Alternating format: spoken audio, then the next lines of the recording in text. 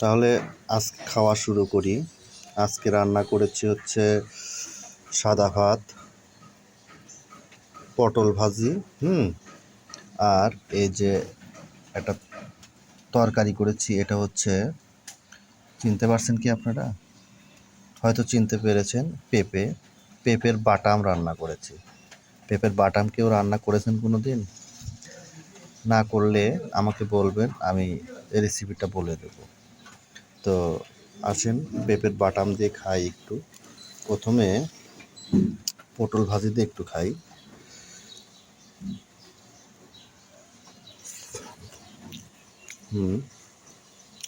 ভালো লাগতেছে।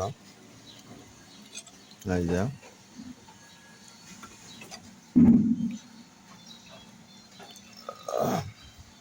তেল কিন্তু অল্পই দিছি, হ্যাঁ, কিন্তু আমার পেঁপের থেকে তেল বেরোইছে, হ্যাঁ, পেঁপের থেকে তেল বেরোইছে, বের হওয়ার ফলে এই অবস্থা।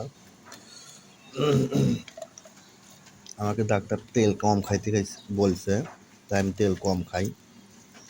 তারপরেও দেখেন না কি অবস্থা।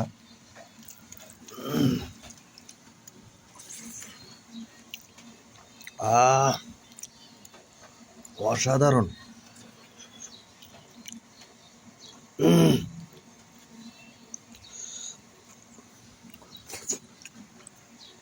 অসাধারণ।